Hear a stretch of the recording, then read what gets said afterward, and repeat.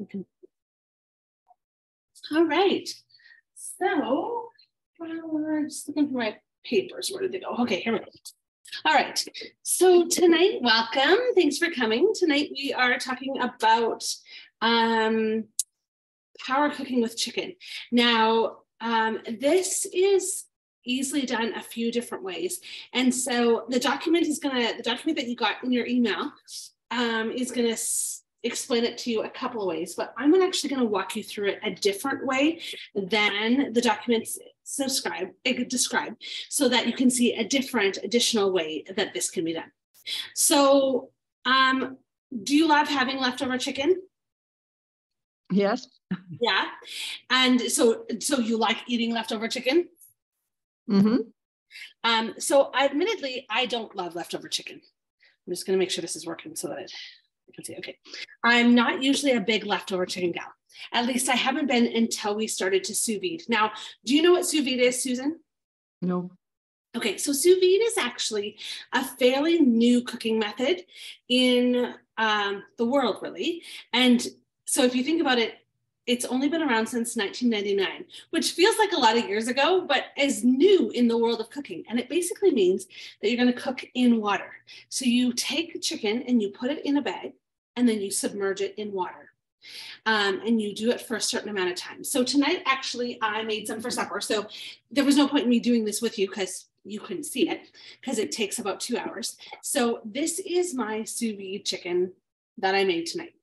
And how do you spell sous vide? Like S-O-U and then space V-I-D-E. Oh, okay. It's just French for in water. Oh, okay. Yeah. So what I love about this is that it's cooked at a lower temperature. So the texture of our food is, if you think about it like a graph, the texture of our food is determined by the time and the temperature that it's cooked at. So the longer you cook at a high temperature, the drier your chicken's going to be, right? Mm-hmm. And the chewier. But the longer you cook at a low temperature, the more tender and the more soft it's going to be. So by cooking in the sous vide, we actually cook, chicken normally is cooked to 165. That is the point at which a salmonella is killed. But we cook in the sous vide to 155.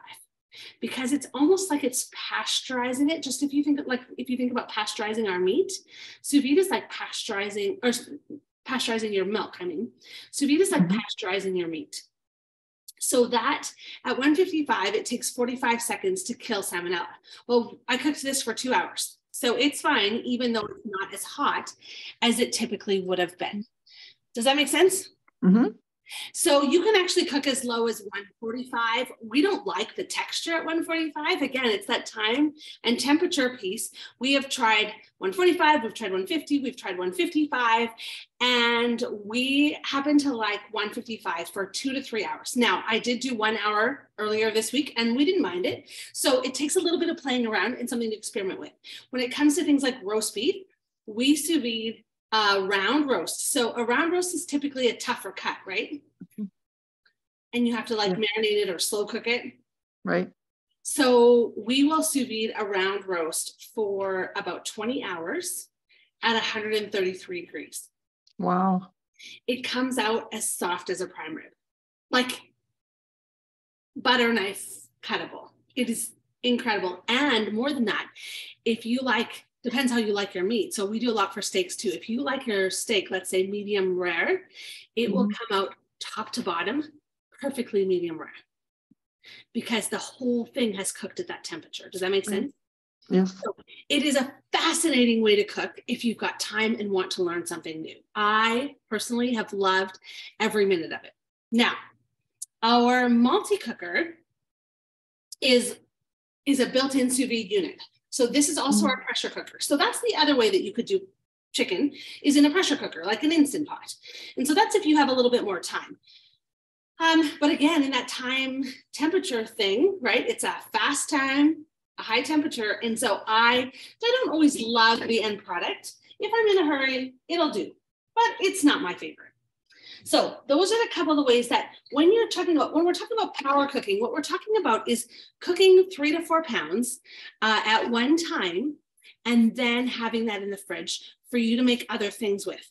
So this is creating a blank canvas for you to make different recipes with. So if you look at the document that came in your email, we're going to just make the blank chicken, and then it actually gives you 5 different recipes that you can use that blank chicken with to make a fresh meal tonight. And that's what I love, because I don't love a lot of leftovers, but I love a fresh meal. Does that make sense? Mm-hmm. At the same time, I don't always want to have to cook everything. So I have just preheated my skillet, and we're going to actually cook the chicken tonight in the skillet, because that's probably something that most everyone has, is some form of skillet. So I have our executive nonstick skillet. This is the one I did the ground beef in last night. So when you see that, you'll see that I use the exact same skillet. I put a little bit of olive oil in there. Now, I bought chicken at Costco last night. So a point of, important knowledge for me is always to tell you that you should pay. Right now, you're paying about $11.99 to kind of $14.99 a kilogram for chicken. That's really the range you're seeing it in. You can pay up to 25 or 26, which is crazy in my opinion, but I've seen it happen. This was not on sale, so it was $14.99. There is some on sale, I think, this coming week for $13, or $12 maybe even. But here's the kicker. When I take this out of the package, this one's not even bad, but this one, like this guy is like a monster. Right? Of course, now chicken. And there we go. Okay. So when I put this one on my scale,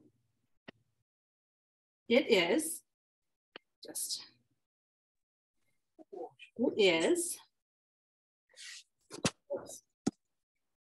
scale doesn't know what's happening. Here we go. Put it on the surface. This chicken breast weighs 11.82 ounces. So if you eat this whole thing, that's like 2 and a bit servings of chicken, right? Just, you could, but we shouldn't. So I love my close and cut to deal with this kind of thing.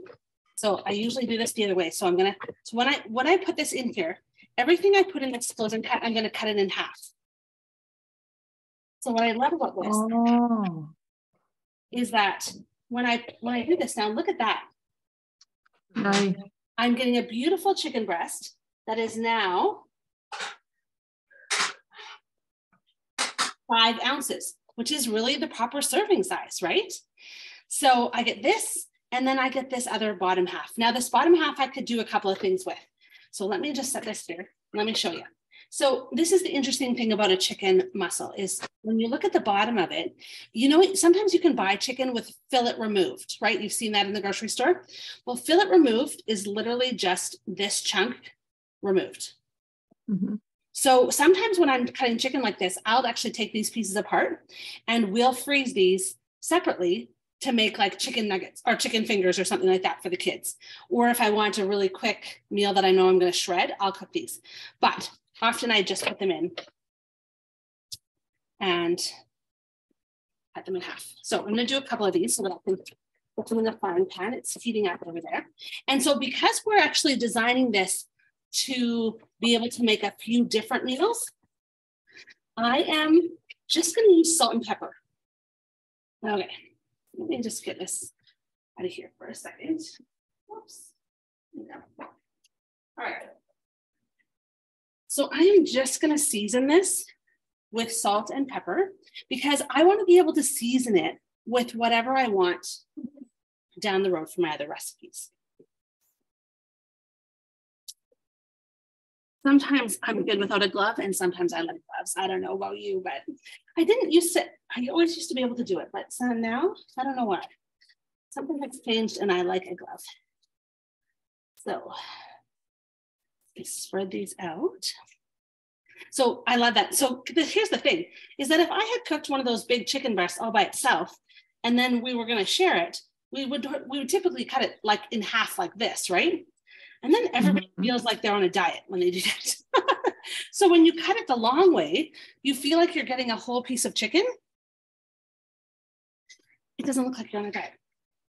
So I'm going to salt and pepper this. I'm going to generously salt and pepper it because we'll lose some of it while we're cooking. And then I will put it. So what I'll do is I'll do one side. So let's talk about cooking in a skillet. So again, we've been talking about time and temperature. So we don't want to be here all day, but we also want, this is one of the reasons I love cutting it so thin, is because these are actually going to cook really nice and quickly, but I don't want to cook them too fast so that I miss the opportunity to get a really nice texture on them. So, let me just salt and pepper the other side of those. So you hear that sound? That is the juices being peeled in. I'm going to turn that off so you can see a little bit better.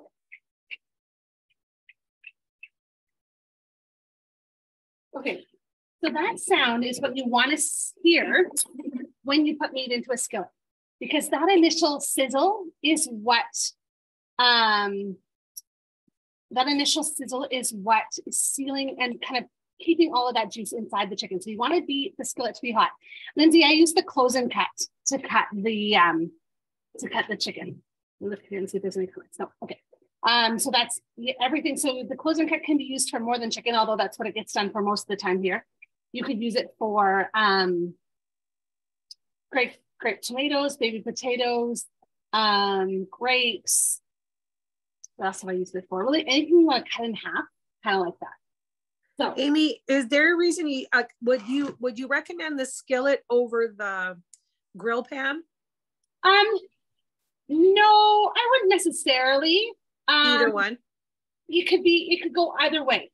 The reason I didn't grill it here was because some of the recipes, like grilling has of course sort of a char flavor, yeah, right? And so in this sort of situation, you can't, you can do a little bit more. Can do a little bit more with it if it doesn't have the char. Yeah, that makes sense. Do more at a time if you only have the single grill press.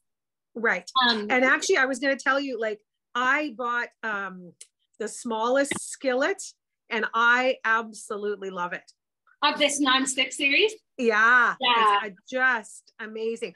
I actually bought one of the other stainless steel ones, and I returned it because I didn't love it. Oh, yeah. And then Crystal talked me into trying this one, and I bought the small one. So there are 3 sizes. There's like the smallest is 8, 10, and then 12. What's the one you have?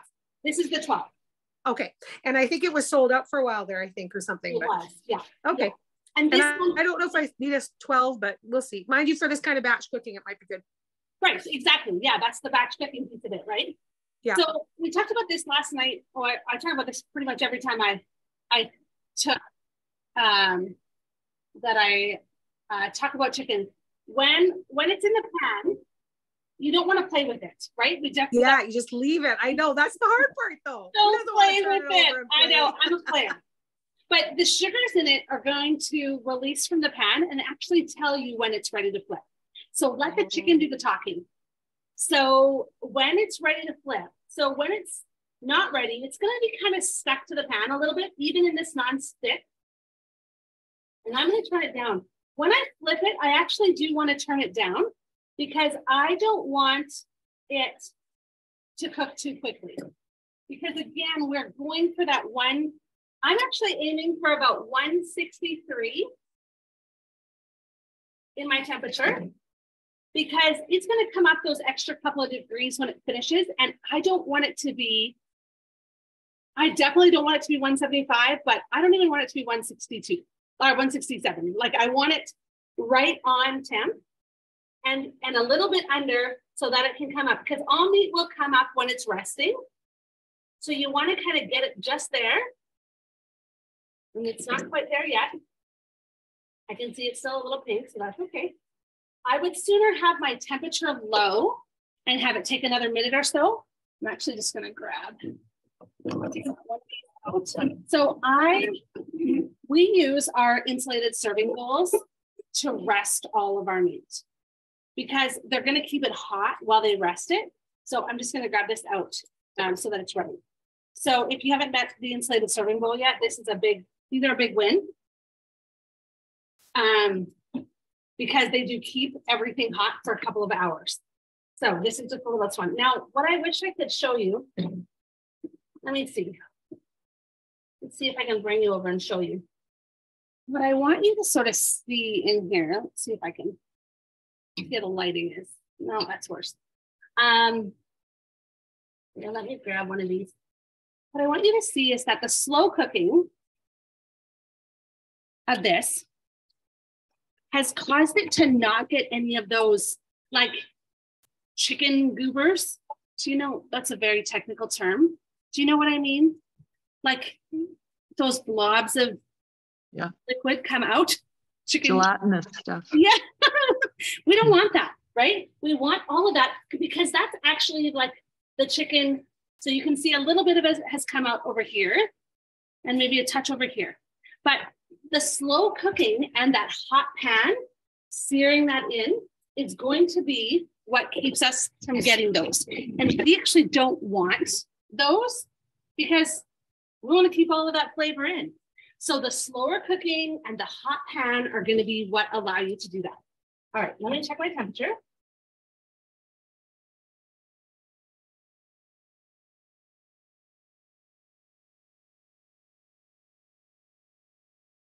And it's okay because I can check each one and I can take them off the pan as they're ready. And we can just sort of deal with them as we go.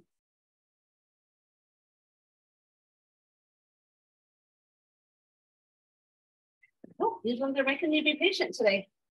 And that's okay. Amy, I was going to say with the close and cut too, it just cooks it a lot more evenly too than that really big thick piece. And you like, right? And I like, because I do use the close and cut for that too. Wow.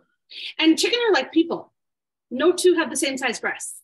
Right. So you just have to either make them flat by squishing them, pounding them down, by cutting them. That's exactly it. They cook evenly, they cut evenly. Yeah, there's just so much more you can do with them when they are the same size. All right, here's the thing. See, this is what I'm doing. See, I'm playing with it. Did you catch me that? Because see, remember I talked about those goobers? They're coming out over here. They're coming out where I poked it with my meat thermometer. So again, playing with it as little as possible. I could have put the probe in and just let it sit in one of these bigger ones, but I want to. Okay, so let's talk about these recipes. Now, these recipes actually are calling for a lot of shredded chicken. So I think they actually even tell you some to slice. Oh, the instructions actually tell you to cube it before you cook it. I think you have to know you want cubed cook it. You have to know you want cubed chicken. Ooh, words are hard today. So I personally would not do that. That's why I didn't. I personally would slice it and then just cook it like that. Be careful before I work with these. This is where a little bit of the grill pan would be way faster, right? All right, that one is done. Next one, the bigger, so I think this guy's probably done too. So did you have it on a fairly high heat or did you heat the pan? Because I came a little bit late. Yeah, I started it, I preheated the pan fairly high. Like on my oven, it was a 6. So, and then once I flipped them, I turned it down. Okay. I could have left it high, but I did want them. And honestly, we're having a little bit of trouble with our stove. So I could have done it either way. Okay. But if you like shredded chicken, let me show you this guy. This is one of my favorite tools when it comes to shredded chicken. These are salad choppers, but mine are not vegetarian. So they like chicken. And so you can actually just go in and you can use a couple of forks. If this is hot, this is cold now. It always does better when it's hot. But you can just go in and just cut this and it's going to give you a really nice shredded product. We've actually been shredding more recently in our new stand mixer. Been doing a lot of shredded chicken that way. That's really fun because you don't have to pay attention to it. You just put it in, let the blades do the work and it shreds it. So if you like shredded chicken, that's a really easy, quick way for you to have shredded that can easily go on a salad or in a wrap or in a fresh wrap or even in a salad roll. I do like chicken in my salad rolls too. That guy's done.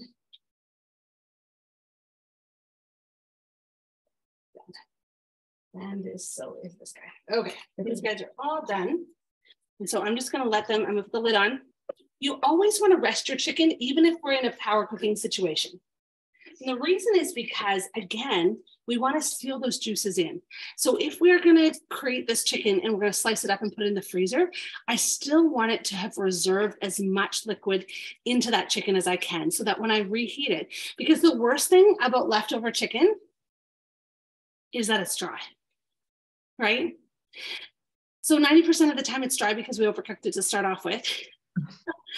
Right? So if you don't have a meat thermometer, that is the number one tool. And Lindsay, you even said it last night when we were talking about beef. You said, what did you say, Lindsay? No, she can unmute that. She said the meat thermometer is the number one thing that made her stop overcooking her chicken. Me too. Because we felt like it had to be cooked till it was dead. Good news is it was already dead. Now we just need to not kill it twice. And so when you have rested your chicken, that's when it's in a better space for you to cut. And so if you're power cooking, so one of the ideas behind power cooking is for you to cook at supper time, and then make one of the meals and then just put the rest aside to deal with after to make other meals. So if I was doing that, I would look at these and think, okay, what are we gonna eat tonight? Honestly, I think it would be the stir fry or the orzo. Oh yeah, probably the orzo. We really like that one. What I like about this is that each one of these adds seasoning to the chicken later. So we just have that salt and pepper, which is really just going to give it a base. I haven't put any garlic or any onion or anything, because garlic and onion are really, these different recipes, like cheesy chicken tortilla soup might have a little bit of garlic, but Dijon chicken noodle toss probably doesn't have much garlic in it at all, right? And so we don't want to put something there that is not going to add to the flavor later, which is why I love just salt and pepper. So that's really the concept. So I'm going to let that rest another minute. I'm going to grab a fresh cutting board and a fresh knife. I think we have a lot of these around here. The dishwasher's full already tonight. Okay, grab that, grab a knife. Okay, here we go. So this is, I'm going to pull one from the bottom that's been resting just a little bit longer.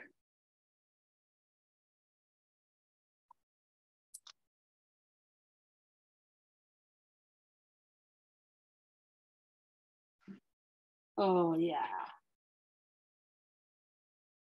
Spot on. Look at this.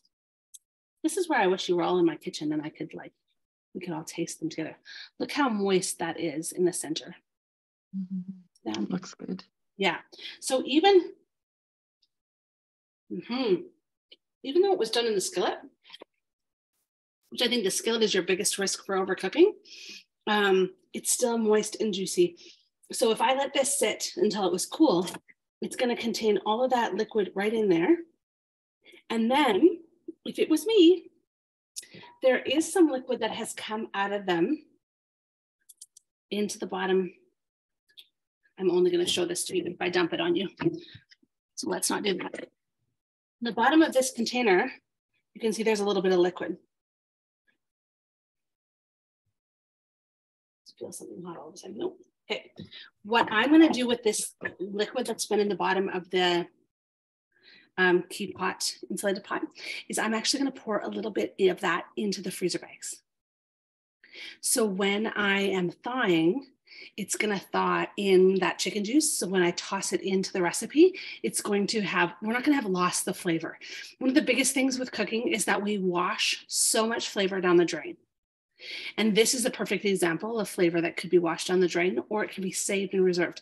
You could either put it into the chicken when you freeze it, or you could just put it in the fridge and put it in your rice tomorrow when you use it like chicken broth. It's literally chicken broth. I think sometimes we forget that the water that comes out of chicken is what they call chicken broth. We just find ourselves in a place where we don't call it that. We call it chicken water and we dump it down the drain. So, because here's the other reason that I would do this as I was making supper. You see all of this in the bottom of the pan? That is also a lot of flavor. So if I had some zucchini noodles or even regular pasta, or even rice that I had cooked, I would totally toss it into the skillet and save all that flavor, because you're losing so much yumminess to the bottom of the skillet that we usually just wash down the drain.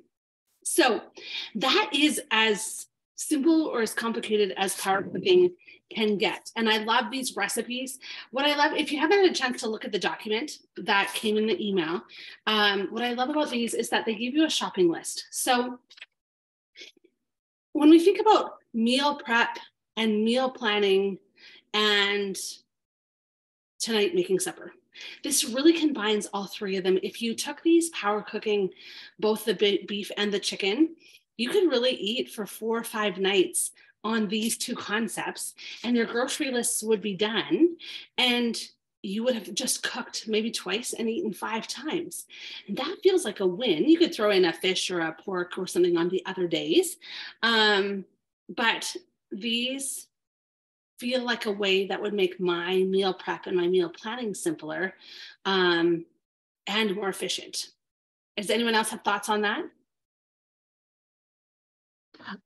I guess I'm a little confused. So the sous vide, you cook it to a certain, and I have to read the documents, I'm sorry, but, and then you would use that in other recipes. Mm-hmm. Yeah. And same with how you prepared this in the skillet, you would save, and do you freeze it, or do you just, you freeze it? Okay. Yeah, so let me go grab, because you were on last night. You'll see this in last night's video, but let me show you.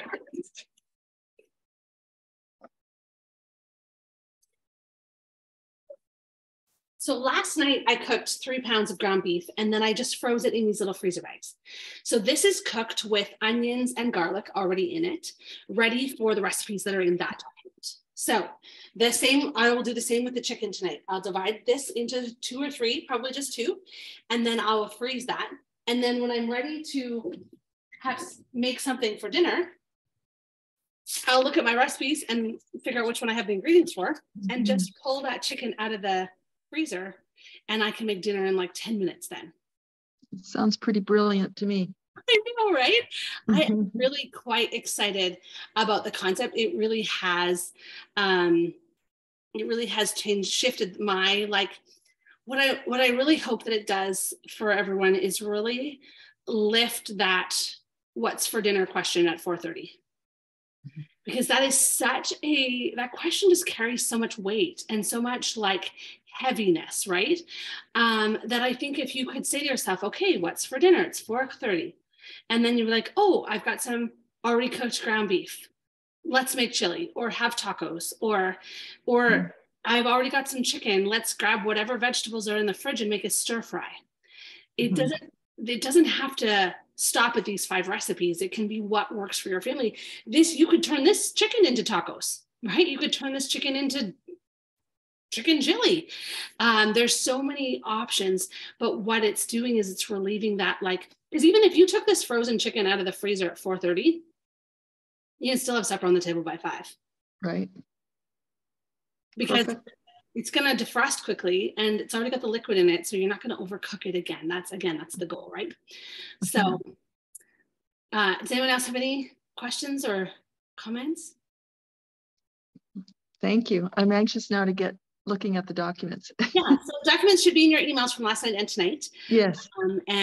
Yeah, go and have a look at those, and just for sure post in the workshop group if you have any questions. Post them there, or if you can send me a message. And yeah, awesome. Thanks. All right. Well, thanks for joining me, everybody. Thanks, Amy. It was great. On your night, and I'll talk to you soon. Bye for now. Bye. Bye.